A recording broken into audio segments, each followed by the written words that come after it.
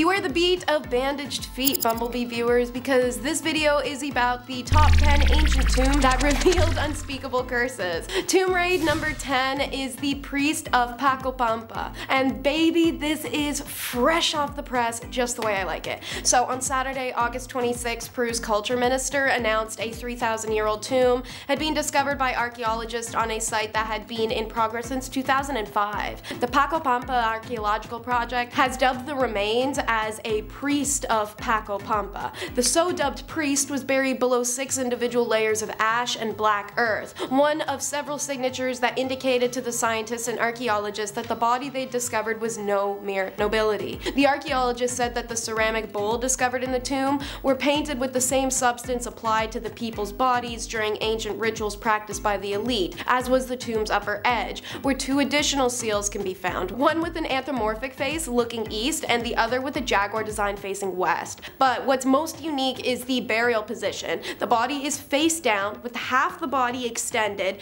yet its feet are crossed at the ankle. In the discovery of the bone-shaped tupu, traditionally a large pin used by Andean Amerindian women to hold cloaks and ponchos together, but it doesn't seem to be the case here. Though this person is a man, the associations are very particular. I think this was a leader of his time, says Yuri Seki, the project lead. The burial also is associated with the Strombus snail that you don't find in the Peruvian Sea but in the Ecuadorian one. They were brought from a faraway place. It could mean this person had quite important religious power back then. Since this discovery is so fresh, all we can do is wait to learn more.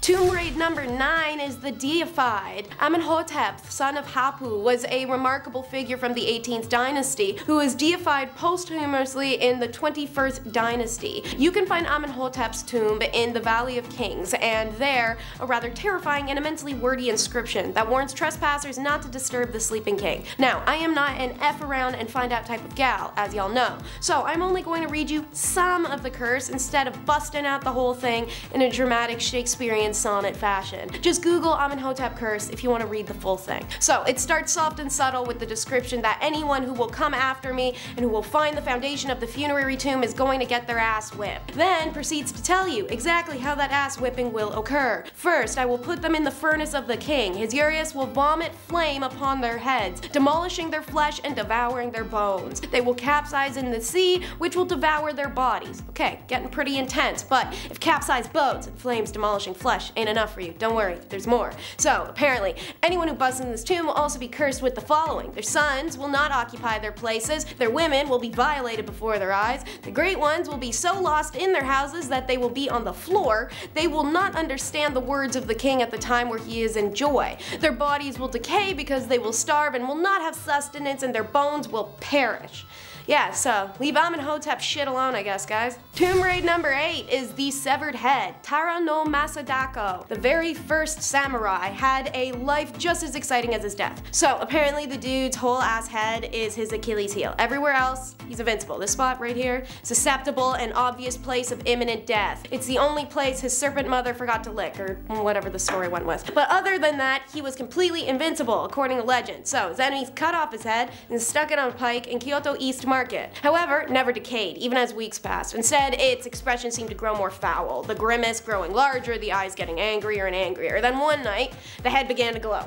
Given the power by the spirits, it flew off into the sky. The head eventually grew tired, however, and landed in a fishing village called Shibazaki. The villagers who found the head, knowing it was the samurai, an idol of the people, cleaned it, buried it. A shrine was erected over the grave and named Kubizukai, the mound of the head. And since then, the village grew to become the city of Edo, a place now cursed with Masakato's anger. In the early 1300s, a great plague hit Edo. In order to appease him, his spirit was moved from his small shrine to the larger, more prestigious Kanda shrine. He was designated one of the main gods, and his spirit was placated for a while. In 1874, Emperor Meiji visited the Kanda shrine, but had it moved as it was viewed for inappropriate for the enemy of the imperial family like Masakato to be honored when the emperor was visiting. Shouldn't have done that because in 1923, after an earthquake in Edo killed over 1,000 people, all the superstitious Japanese emperor did was blame the spirit. The state planned to rebuild the ministry on top of Masakato's grave, but then 14 17 lives are lost within 5 years on premises, and after the death of the finance minister himself, plans are abandoned. The incidents continued, so much so that even the occupying United States Army refused to touch it in 1945. When a bank built a branch on its location, they quickly found themselves declaring bankruptcy in 2002, and in a last-ditch effort, they opened an account in Masakato's name. It did not help. Nowadays, there's a small garden there dedicated to his memory in the spot, as there should be,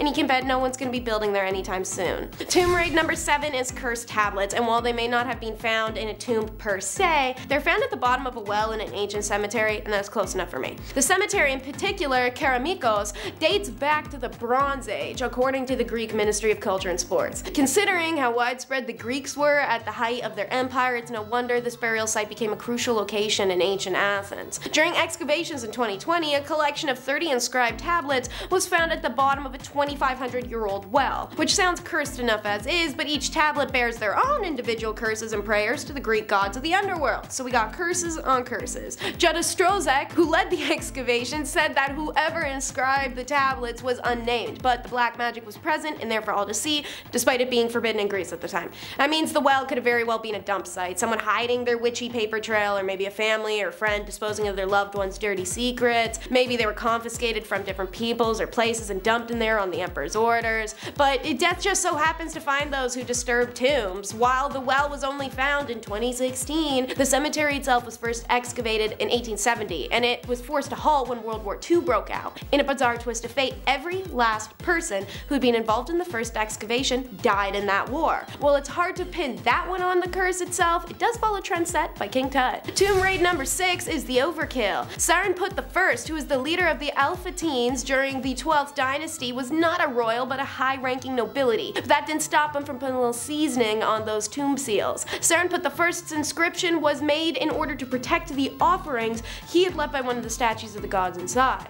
The inscription states that anyone who tries to take said offerings from his statue within the tomb, his arm shall be cut off like that of this bull, his neck shall be twisted off like that of a bird, his office shall not exist, the position of his son shall not exist, his house shall not exist within Nubia, his tomb shall not exist in the necropolis, his god shall not accept his white bread, his flesh shall belong in fire, his children shall belong to the fire, his corpse shall not be to the ground, I shall be against him as a crocodile on the water, as a serpent on the earth, and as an enemy in the necropolis. In other words, if you're thinking of heading in this tomb, even as an archaeologist, you and don't. Tomb raid number 5 is an excellent priest. His words, not mine, literally. This is probably the braggiest inscription slash curse on the list, meant to dissuade the tomb raiders. The tomb of Akhemahor is yet another tomb in the Saqqara. This particular inscription read, "As for that which anyone might do against my tomb, the same will be done to his property. I am an excellent priest, knowledgeable in secret spells and all forms of magic,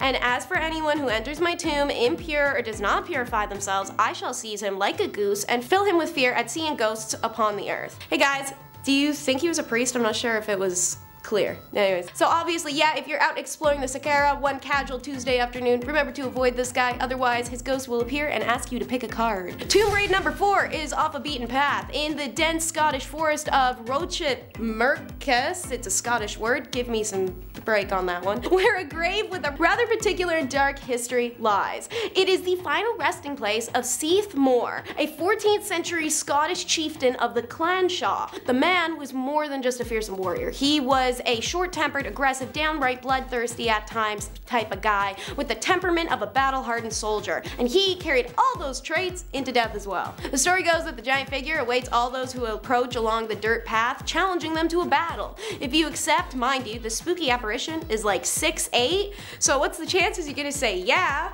Then he lets you pass if you say yes, but it's when you say no or try to show fear or run away that you're never seen again. Then there are the 5 stones that sit atop the grave that are also part of the curse. It's said that over the years, visitors who have moved the stones have met a rather unkind fate.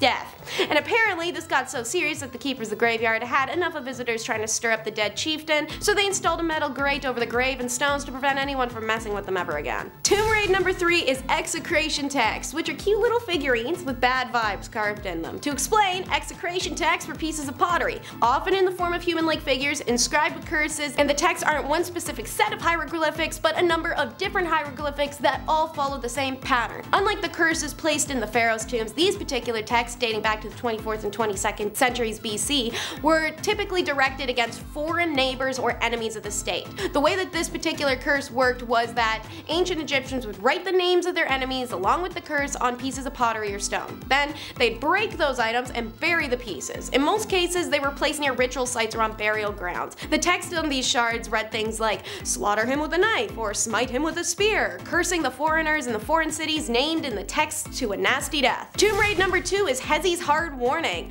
Another Saqqara tomb holds the body of an old kingdom nobleman. His inscriptions start out pretty normal, detailing his life and his wealth and other slumber party stories, but wouldn't you know it, he's got a curse slapped up on his front doorway too. Short, sweet, and effective, here she is. As for anyone who will enter this tomb as he has eaten abominations or after he has copulated with a woman, I will be judged with him in the council of the great god. Hear that? Don't bring any of that sin shit into Hezi's tomb. No booze, no B-words, nothing that could get him in posthumous baddies with his lords. Because this curse almost seems to condemn not only a trespasser, but Hezi himself. Let's just hope no one brought about those unfortunate consequences to either themselves or the dead guy. Tomb raid number 1 is the Seated Priestess. Archaeologists with the Burning Museum made an astounding discovery at the Chutuna Chonankap archaeological site in 2011, an elaborate burial for an unnamed priestess. The 25 to 30-year-old woman was buried there and adorned with elaborate jewelry, ceramic offerings, and gold and silver ritual items, proclaiming her elite status. Project director Carlos Wester Latorre feels that this, combined with her youth, indicates that the position was hereditary, and her grave goods suggest that she performed rituals such as sacrifices, receiving offerings, and celebrating the changes of the season, the moon, and the tides, thus her being dubbed a priestess. The Peruvian priestess was found propped in a seating position, beneath a blanket painted with symbols and representing the moon and the sea, accompanied by 7 other people and a llama.